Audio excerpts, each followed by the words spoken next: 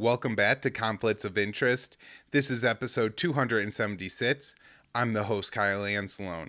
Today I'm joined by Misty Winston. She's an activist supporting the freedom of Julian Assange and generally opposed to the U.S. empire. She hosts the Misty Winston Show on TNT Radio Network Monday through Friday from 3 to 6 p.m. And every Monday I'm the recurring guest on that show. And so I definitely recommend y'all check out Misty's fantastic show. Other than myself, she always has on a variety of guests. It's not always people on the left. She has on libertarians like Reed Coverdale, Clint Russell, and Scott Horton. So I think everybody would definitely like her show, and almost all of her coverage is focused on anti-empire.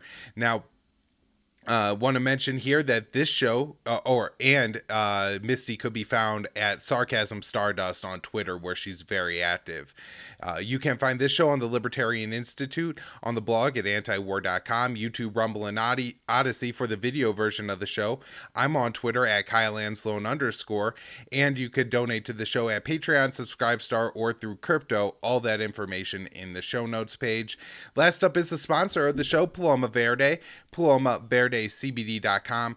Promo code PEACE. That will save you 20% off when you spend $75 or more, and it gets the show a kickback. So you're going to get your high quality CBD at a good price, and you're going to be able to support the show. If you're already a CBD user, I think they probably got everything that you already take at Paloma Verde, so very easy to switch over. And again, you could check the lab test results right there on their website to ensure that you're getting the absolutely highest quality in CBD products. If you're new to CBD, I gotta recommend the sports cream. This stuff is great. It has a nice menthol smell, no funky smells like the over-the-counter products. It's just a lotion, no icy hot feelings or anything like that, and it works quick and in a long time. So sports cream at Paloma Verde, PalomaVerdeCBD.com, promo code PEACE, and here's the interview with Misty. Hey Misty, how's it going? Welcome to Conflicts of Interest. It's going okay. Thanks for having me on the show. I'm excited to be here. Very excited to have you on. We've talked a whole bunch. I'm on your show all the time, but I got you on the show today, and very important timing as there's a lot of important Assange news today. But maybe, Misty, start with just telling my audience a little bit about yourself and why you're so passionate about the Julian Assange issue, and then we could talk about kind of his current legal status and what we could all do to help him out. So I was always kind of a follower of WikiLeaks, passively, I guess. I would read the leaks and, pay attention to all of the news and stuff surrounding it, but I wasn't super involved until April 11th, 2019. And that really, that's the day that Julian Assange was essentially kidnapped from the Ecuadorian embassy, if we're being honest. And that really, I think up until then, to my shame, had been kind of like, oh, come on, they're not going to actually arrest a journalist for doing journalism. I was very kind of naive, I guess, in that aspect. It never really felt real. But when he was yanked out of the Ecuadorian embassy, it really, like a switch went off for me, and I got hyper involved. And I've always been somebody who has stood for free speech and press freedom. It's, to me, it's one of the most important things, if not the most important thing. So I had always been kind of involved in that aspect. But then once he was arrested, it really put me into hyperdrive, and I really just like went full force into activism surrounding Julian Assange. And that's really just how I got started, I guess. All right, thanks, Misty. So I would imagine that most of all my audience is familiar generally with Julian Assange's story, right? We cover pretty much the things that he exposes here and why it's so important. And so I want to start with maybe some of the more recent stuff. We had a ruling in the past few months that was not so great for Assange, and then that kicked off kind of the current round of what his legal team is trying to do, where the activism is directed at. The UK, is it Justice Minister Priti Patel? And so Home Secretary, Home yeah. Secretary. Okay, Yep. so I guess go back to that ruling and then what that was and how it set up where we are now. So, okay, the case has been dragged out for a very long time. This isn't just starting from April 11th, 2019. This really goes back like 12 years. But the most recent round of shenanigans is, Assange had in January of 2020, Judge Vanessa Breitzer ruled against the extradition based on his mental health and the oppressiveness of the United States prison system. And then that went into the United States appealing that, offering their quote unquote assurances that they promise, Kyle, they're going to be super nice to Assange. They promise if he's here, they're going to be nice. So they were able to get that appeal. And then obviously the Assange team went back at them. Now, just recently, the Assange defense team has submitted an appeal to the Supreme Court. Basically, they submitted a request for an appeal to be heard, and that was denied. So the Supreme Court decided that it was not an important enough case for them to hear the appeal in the Supreme Court. So that was denied. And so that now means that recently the extradition request was sent back to the district courts. Which was just basically a formality. It was kind of just like a procedural thing. And they just had to sign off on it. And then it went to, as I said, the desk of the UK Home Secretary, Priti Patel. So that's where the extradition request sits as of now. The defense team has until tomorrow to make submissions to her, which basically they're just trying to appeal to her better senses, if she has any, which I doubt. She's very corrupt. But they're trying to just basically appeal to her to, make her see that this should be denied. I'm not going to lie, it's not looking good. So that is the deadline for that is tomorrow, and then we will get a decision at some point following that, which we don't have any timeline or anything like that. We have no idea when that decision will come down or really what happens next. I mean, we're all kind of living in limbo right now. Right. Yeah, and I mean that's I guess one of the hard things where it seems like it's not going to go well. But the first judge, Baretzer, did make I think kind of an unexpected ruling that his mental health was so severe that she denied extradition, and so maybe something like that could happen. Now, is this a point where Americans really can't do anything because this is the UK court system, or can Americans get involved here and do a little bit of something? Absolutely, you can always get involved. Are you kidding? Always. You can always get. I'm annoying. Be annoying. We have to be annoying. So right now it is in the hands of the UK Home Secretary, but Americans can call Priti Patel. You can totally call Priti Patel. You can send her an email. You can tweet at her. We need mass public pressure. You can also call the Department of Justice. And request or demand, as I like to say, that they just drop the charges. It's a ridiculous case, Kyle. None of it makes any sense. And any like tiny semblance of a case that they ever had has completely disintegrated over the past year. There's been a multitude of exposures, and one of the key witness admitted to fabricating his testimony. Like a lot of stuff has really blown up over the last year. So it is a ridiculous case. And the idea, honestly, that Priti Patel or the UK government is considering extraditing this man to a country that was recently revealed to be plotting to murder him is absurd. I don't know why this is even a consideration. It's mind-boggling to me. But here we are. This is where we are. So yeah, you can get involved. You can call the White House comment line. You can leave a comment there. You can call. I'm putting some pressure on Amnesty International right now because they have still yet to designate Julian Assange as a prisoner of conscience, which is absurd. I don't know if there's ever been a more clear-cut case. So yeah, you can make phone calls, you can send emails, you can write letters, you can tweet at people. But really one of the biggest things that people can do is just talk to other people. Mainstream media doesn't touch this case. Nobody covers it. Nobody talks about it. And when they do, it's they're smearing him, or they're giving misinformation. They're telling the story wrong. This is a really misunderstood case. Julian Assange is a really misunderstood person. Not to say that he's perfect, but I mean, most of the things that people believe about Julian Assange are entirely wrong. So, I mean, just having those conversations with people in your real life, explaining to them what's happening and why it affects you.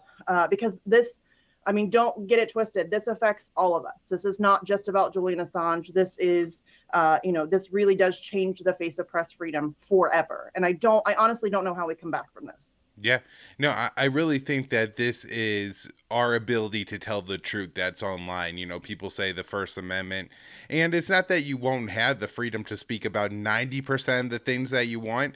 Like, no matter what, they're going to let you have your opinion on Johnny Depp and Amber Heard. They're never going to really censor that. But what they will censor are, leaks of important information. I mean, remember back to like 2016 CNN talking about how, oh, nobody could look at the DNCCC WikiLeaks emails because, that's not supposed to be seen by anybody but the media. And so, we will lose a lot of truth if Assange loses here. Now, I guess not to take too much pressure off of the current situation, but my understanding is that there has never been a appeal or argument in the UK court system related to the initial judge's ruling actually saying that Assange violated the law and should be extradited to the United States. All the arguments have been around his mental health, which, I mean, poor. I can't imagine having my mental health like that on display for everybody, and Yeah. for people to all have such opinionated takes about it and how you're really not that ill, and things like that. It must be very difficult for Assange to be going through all of this. And so you have to wonder maybe if they let this whole thing play out just to bring to light his mental health issues and make that more about that. But anyways, will his team like look to appeal the initial ruling that he broke a law, which clearly he didn't? All his Assange is actually on trial for is publishing documents. If you Yeah. listen, as you say, if you listen to the mainstream news, they'll start with Julian Assange, who's been wanted for sexual abuse allegations for 12 years, blah, blah, blah, blah, blah, which has nothing to do with anything for why he's on trial, and also all false anyways. But there is still more appeals to come here, right? I would hope so. A really quick note on what you just said about his mental health and that all being on display. It's the height of just ridiculousness. In October, I think it was the 27th, there was 2 days of court, which Julian Assange hasn't been allowed to physically attend his own hearings since like January 2020, I think. So he requests to appear in person, and they always deny that request. So if he is allowed to attend, it's always via video link from Belmarsh. And in the October hearings, they were literally in court. The prosecutors were talking about how Julian Assange is a malingerer and he's faking it and he's not that ill, and he's just being overly dramatic because he doesn't want to face consequences. And as he's sitting there watching them talk about how he's faking it on video link, he's literally having a mini stroke. I have to laugh because it's so absurd. It's so absurd. But yeah, to me, that's such an important thing, like, that people need. This is what he's dealing with. You know what I mean? Like, he has to have all of this stuff put on full display. They're calling him a faker as he's having a mini stroke. It's all just very absurd. But to your point about the potential of an appeal, I would hope so. I mean, I'm not a part of the legal team. I'm not like in those conversations at all. But to me, it seems like that is. I mean, obviously right now they've been focused on just trying to save Julian's life, which fair. But there is a lot that has yet to be discussed. All of the press freedom and free speech aspects of this case have been kind of put on the back burner as his mental health issues have been played out in the court system. So I'm very hopeful that they will go back and appeal those things. I would say almost for sure they will. But I don't know. I honestly don't know how that works. I'm unfortunately very familiar with the UK legal system, but I'm not an expert. So I'm not sure how that works. If Priti Patel rules on the extradition, can they extradite him to the United States and then the appeals will go through, or do they have to keep him there? I'm not sure. So I'm hoping to get somebody from the legal team or somebody who's more familiar with the legal system and have a conversation with them to figure out how all of this is going to play out from here. Because it's all very complicated, and it seems as if, I mean, we know that what they're doing right now is just trying to drag this out for as long as possible. And interestingly enough, Julian Assange leaked that information, the Stratford leaks. There's an email in there where they're having a conversation about how to deal with Julian Assange, and one of the ways in which they had planned to deal with him was to just drag him through legal stuff for 25 years, and here we are. So I'm hopeful that there will be those appeals. There's also a potential that they could appeal to the European Court of Human Rights. But I don't know what the next play is for the legal team. They generally keep that stuff pretty close to the vest. I don't think they want to like let their next move be known, which I understand. But I'm curious what the next move is going to be after Priti Patel comes down with her decision. Yeah. And now you mentioned his appearances at court and everything like that. And, one thing that I just have seen and heard from is that this whole experience has been incredibly dehumanizing for Assange. Anytime they move him in prison, they're doing like strip searches. He's isolated most of the time. Now I understand that some of that is because of COVID protocols and everything but still, it's to put a human being through that, again, for just publishing information from our governments is crazy, but also likely going to have some long-term effects on Assange. And as you mentioned, he had a mini stroke. Those things do have long-term effects, even hopefully mini stroke means fairly minor, but still, who knows what kind of care he's getting in the UK prison system. It's probably not as good as that you should be getting. Yeah. And I guess one more thing on the mental health issue, one thing I've been really disappointed with is I do feel like there is definitely a movement in the United States on a very positive front on mental health to destigmatize, to make it more mainstream, and just break some of this down. And if you listen to the arguments that were made by the British defense team, it was almost like listening to people talk about autism in the United States in 1990. It was shocking. It would be like if people are saying, well, I know Tony and Fred are gay and they want to live together, and I like Tony and Fred, but if we gays get married, then the next thing Joe's gonna try and marry his duck and Phil's gonna marry his goat, and so we can't let this happen. And that's essentially the level of argument they're making about Assange's mental health. It's quite shocking, and I haven't seen any pushback from like the mental health community in the United States, which is pretty blue. Community. Yeah. Yep. I have a child with autism, and the stuff that they were saying in that courtroom was unbelievably offensive. Like, oh, he can't be autistic, he has kids. What? Like, what are you talking about? Of course he can have kids. Like, it doesn't, but having autism doesn't like make you sterile. Like, what are you talking about? It was, you're right. All of the conversations surrounding his mental health in that courtroom from the prosecution it was just unbelievably offensive and disgusting and low. It was really something to behold, to witness grown adults speaking about, another grown adult's mental health in that way so publicly. And it was really hard to, that there was 3 days of what I call mental health testimony. And it was 3 days of just like hearing about not just his mental health, but also his physical health. And it was, those 3 days still haunt me. Like it was difficult to, experience that and to have to, hear all the testimony. I guess not hear, because we don't get to hear any of the testimony. We have to, deal with journalists who are desperately trying to live tweet the situation because there's no cameras allowed in the courtroom. So, you're right.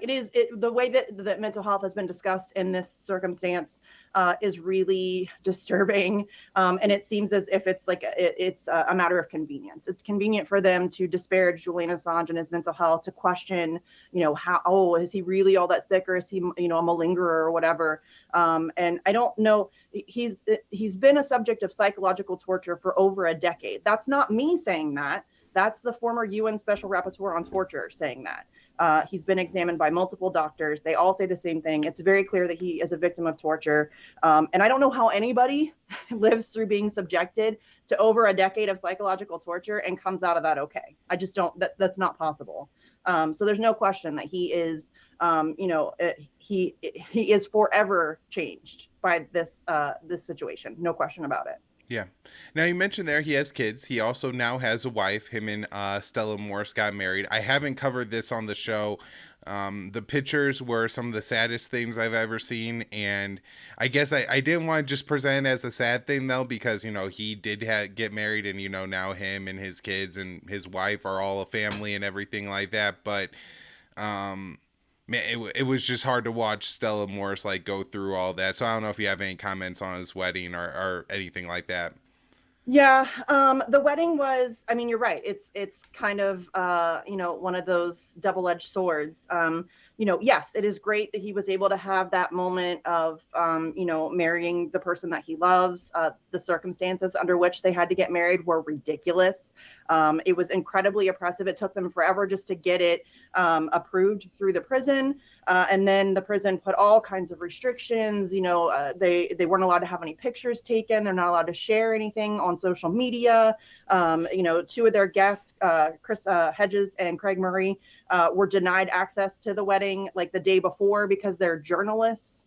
So I mean, and then you just have to think about there's a new video on Double Down News of Stella talking about the situation, and you think like she talks about the process of taking the boys to go see Julian, and she tries as a mother to make it as easy and fun and lighthearted as possible, but they're going to a prison. They are, passing barbed wire. They have to get smelled by the dogs, and they have to be searched inside their mouth, under their shoes. I mean, they have to go through like all of this crap just to see their father.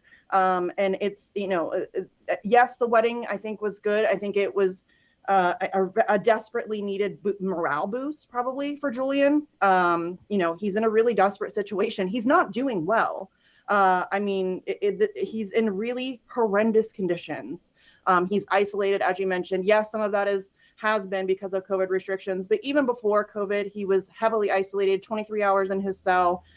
He is not really allowed any access to, like socialization. Even when he is, it's just with a few other prisoners. His visits to his family are, really limited. His visits to his legal team are really limited, and it's a really terrible situation. So, yeah, I mean, I'm glad that he was able to experience that, but he shouldn't have had to get married in prison, and he shouldn't be there. He should be home with his family. This is an unbelievable injustice that we're witnessing. No, it's one of those situations too where Assange is only in the system for jumping bail and then the American extradition around his leaking documents. There's nothing violent, any kind of actual crime that I would consider he has actually committed. And so to treat him like he's some kind of international terrorist who, if his son comes in without having opened his mouth and checking under his tongue, he's going to be able to MacGyver himself a bomb and blow himself out of prison or something.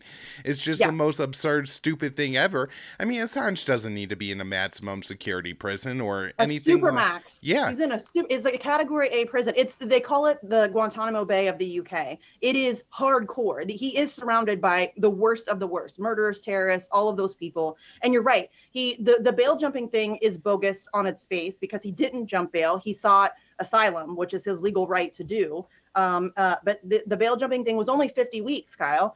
He was given almost a full, I think 53 weeks is the full term that you could get for that. And they gave him almost that.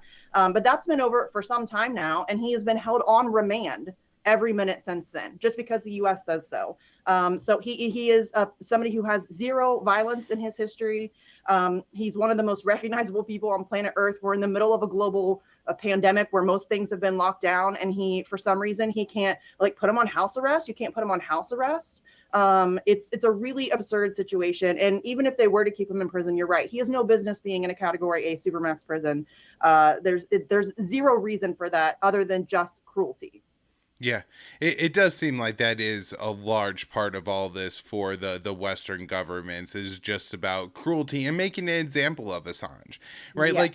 Like at the very least, you think they would have dropped all the charges in the superseding indictment that are tied to what's his name, Iggy Thornton, Ziggy Thorderson. yeah, he's the child abuser and renowned liar who admittedly lied about Assange, and yet they keep those charges attached. And so you think that when, it's that absurd that it just has to be about cruelty and it has nothing to do with facts or That's their whole justice. case, though, Kyle. That's their whole case. That's why they don't drop. They can't.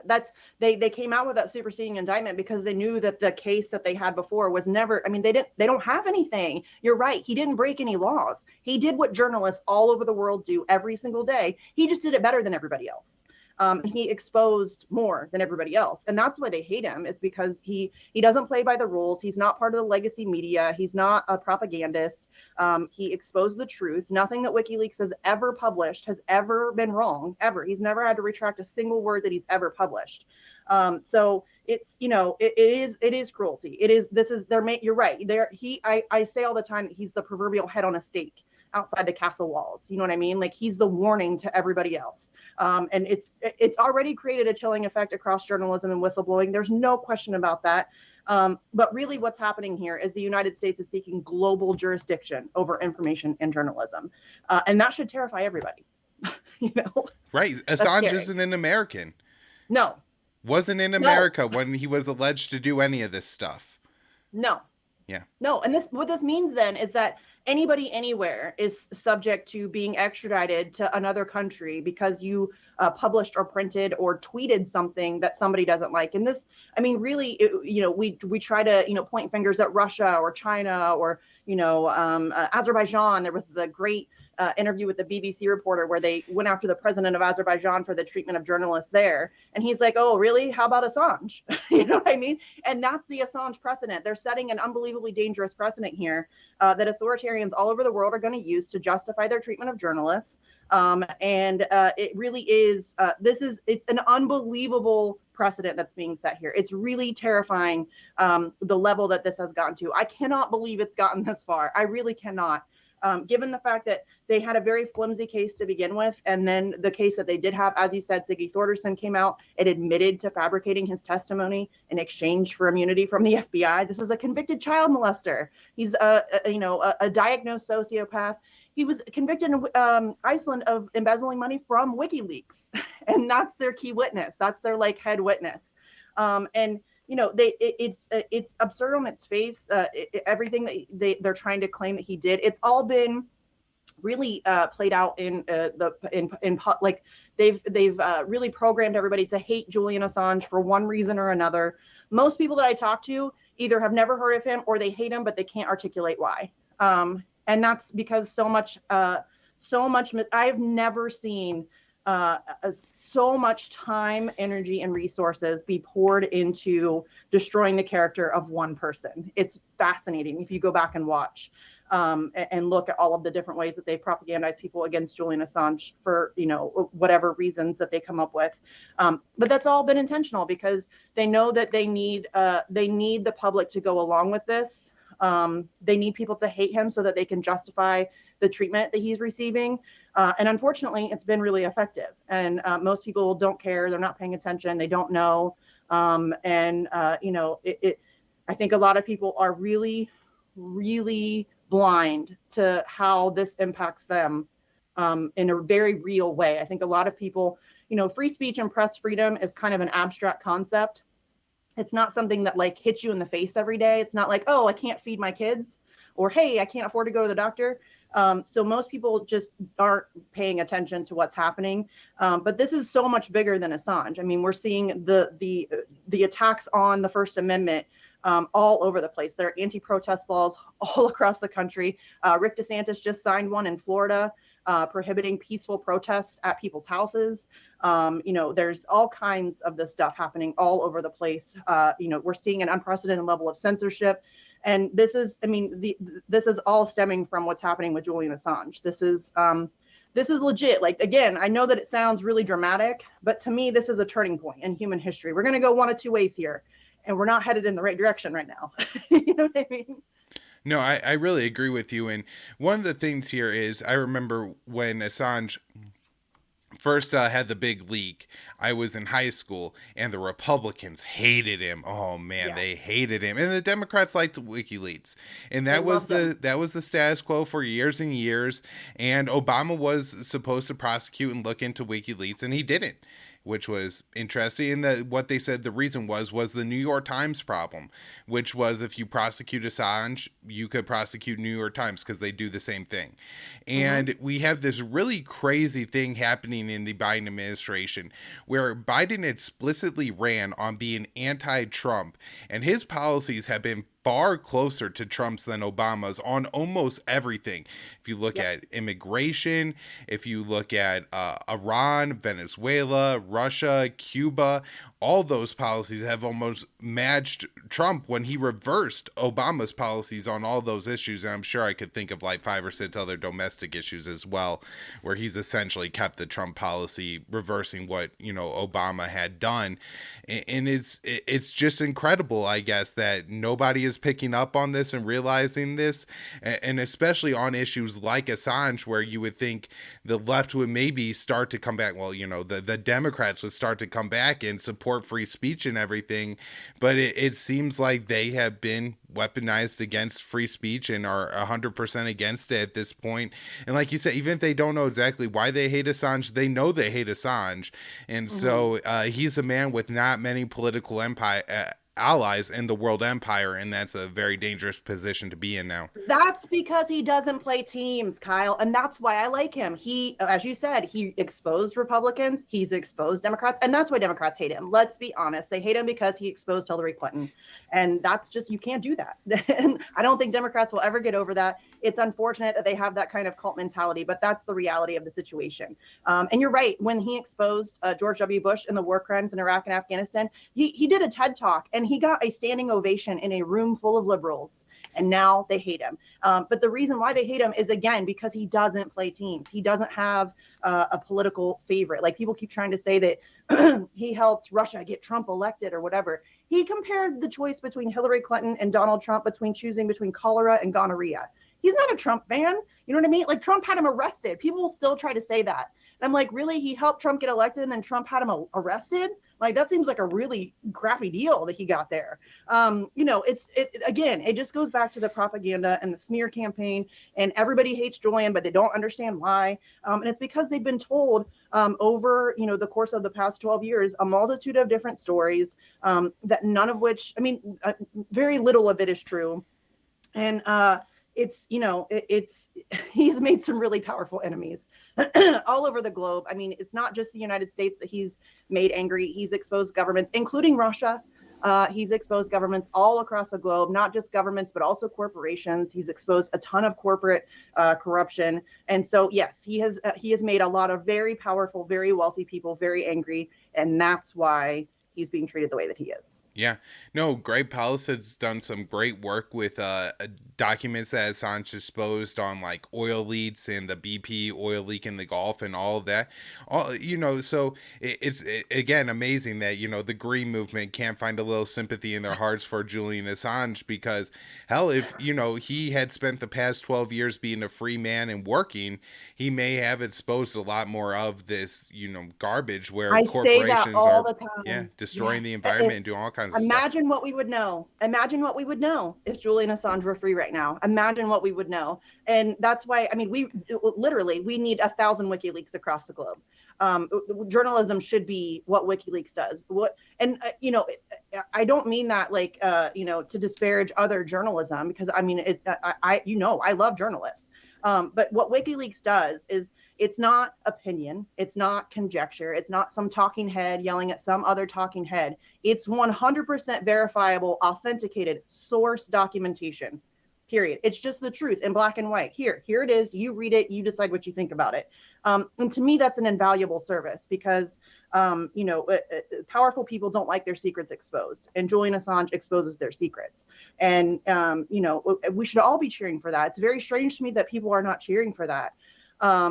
But yeah, it's really unfortunate and it's very frustrating to me that people can't remove whatever personal feelings they have about it's not about Julian Assange. It's not about whether or not he's a nice guy, or whether or not he feeds his cat, or whether or not none of that stuff is relevant at all. It's not relevant at all. It's completely removed from the bigger picture, that this is the greatest attack on press freedom that we have ever seen. And it doesn't matter if, I say it all the time, Julian Assange could be the worst person on planet Earth, and I would still be fighting against what's happening to him, because it's wrong and it's scary and it's dangerous, and it sets a really unbelievable precedent moving forward, that I honestly, I do not know how we come back from that. Once you lose these rights, you don't get them back.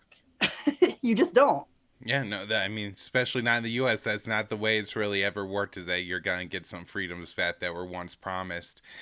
So, Misty, anything else on Assange? Or I would love to hear a little bit about Leonard, who I know you've been campaigning for the past couple of weeks, and I'm almost completely unfamiliar with. So, I mean, again, just however you can get involved, please do. I mean, we're not going to get legal recourse here. We can't appeal to Joe Biden's better angels. He doesn't have any. The only thing that stops this is mass public pressure. That's it. We have to make it politically untenable for them to continue this persecution, period. And the only way we do that is by people getting really loud. So whatever, everybody can get involved somehow. I mean, again, you can make phone calls, you can send tweets, you can send emails, you can write letters to your editor of your local newspapers, protests, go out and protest. All it takes is a poster board, a Sharpie, and a sidewalk. That's it. So we really need help. It's a really difficult task because, again, the mainstream media has almost completely blacked everything out on this case. So it's really hard to kind of break through that. I can tell you that even on Twitter, my Assange tweets are heavily shadow banned. Any videos you do, like if you don't put Assange in the title, Kyle, don't do it, because it will be shadow banned. It's just really hard. So we just need help getting the information out, and we need help making noise, because that's the only thing that's going to stop this thing. Thank you, Misty. Anything on Leonard real quick? Yeah. So Leonard Peltier, for anybody who is not familiar, was a member of AIM, which was the American Indian movement. It started in like the late 60s, early 70s. And it was basically just I hate saying Indian. And Leonard himself identifies he says, I'm an Indian. So I feel okay. Like I feel comfortable, but you know how it is. People get really up in arms about certain phrases or terms that you use. So Native American, Indian, whatever. So it was just the Native American movement that, was just trying to push back against the theft of land and the, complete neglect of following through on treaties that we had signed, all of the oppression in terms of police brutality that Natives faced, all of that stuff. So AIM was kind of that thing that formed from that. And Leonard was a member of that, and he was on Pine Ridge Reservation. They had the people that lived there were suspecting of like some targeting of local cops and stuff like that. So they had asked Leonard and a couple other people to come stay on the reservation as like a security measure. And 2 FBI agents followed a truck onto the reservation, and we don't really know for sure what happened from there. There's a bunch of different stories. I don't think we'll ever know the truth, but there was a shootout that took place. The 2 FBI agents were killed, as well as a fellow AIM member. And Leonard was essentially the fall guy for this. He was arrested in 1976, I think, and then tried and convicted in 1977. He's been in prison ever since. The trial was pretty suspect. The investigation was very suspect. Since he's been convicted, a lot of information has come out through FOIA requests and a bunch of other stuff. 3 teenagers that testified against him have come forward and said that they were essentially coerced into testifying against him. A bunch of stuff. Like, there's really just a ton of really suspicious circumstances surrounding the investigation, the trial, the conviction, all of that stuff.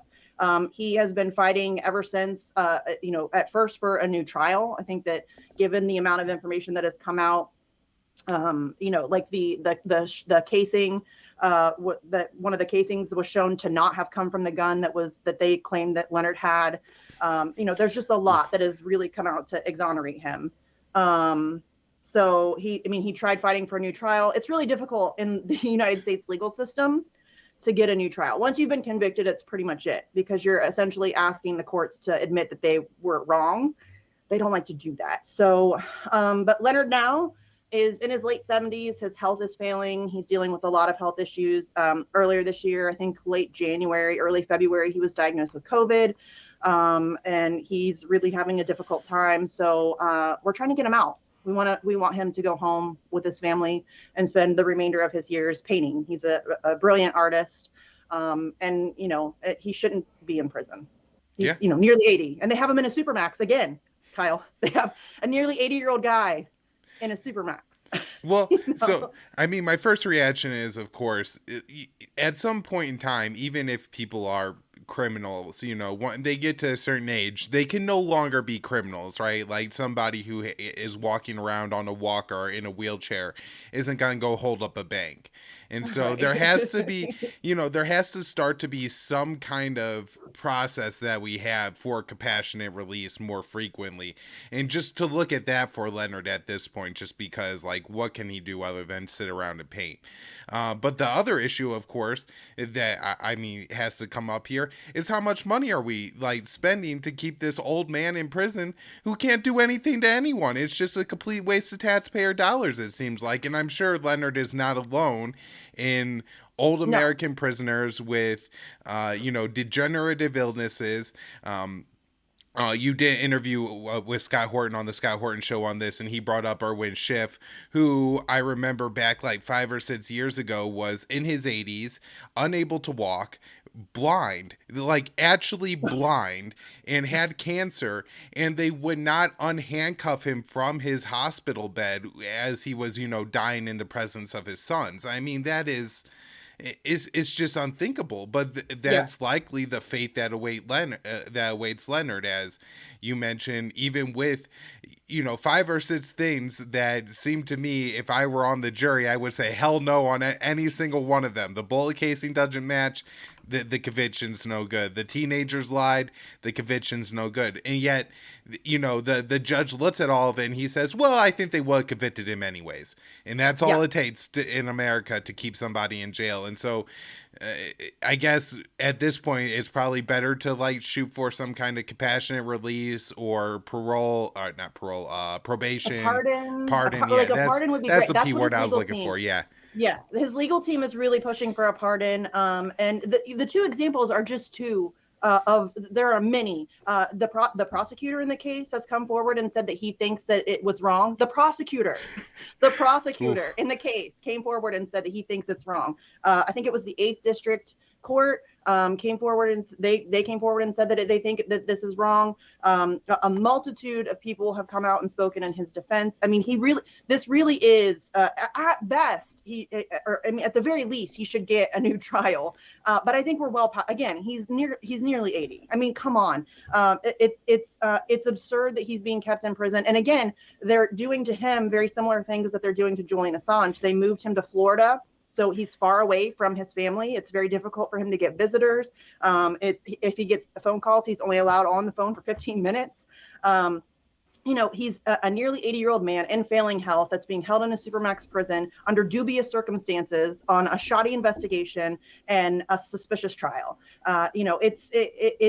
It seems very basic to me that this guy should be allowed to go home and just live out the rest of his life, in peace.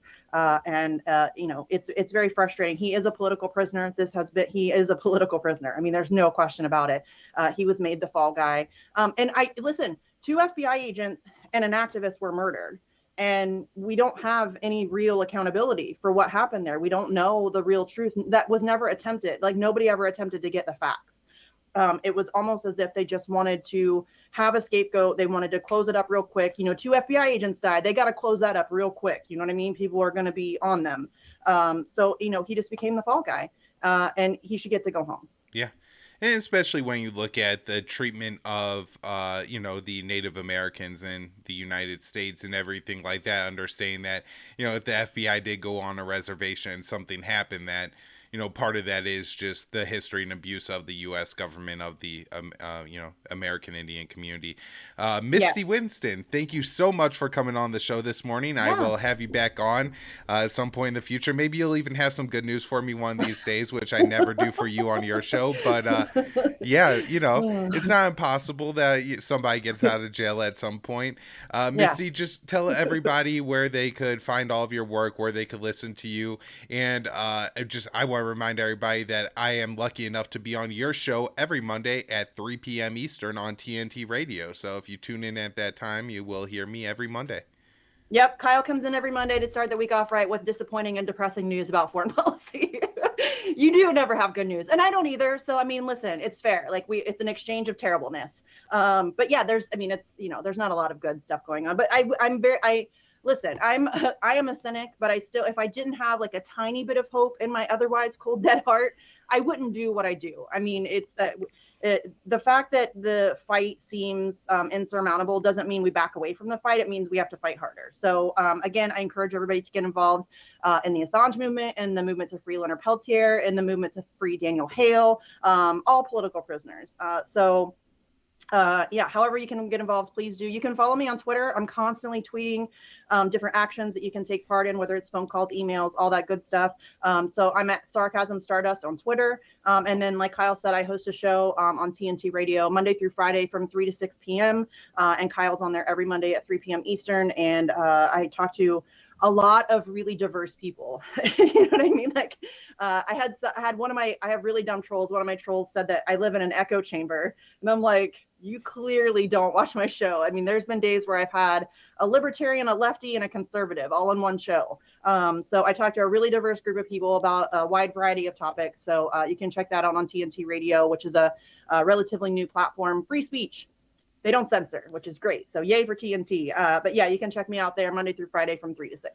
Yeah, and I've definitely had Eliza Blue and Reed Coverdale on after me on your show, so definitely some libertarian or libertarian leaning voices there. And Clint Russell, I've had Scott Horton. Yep.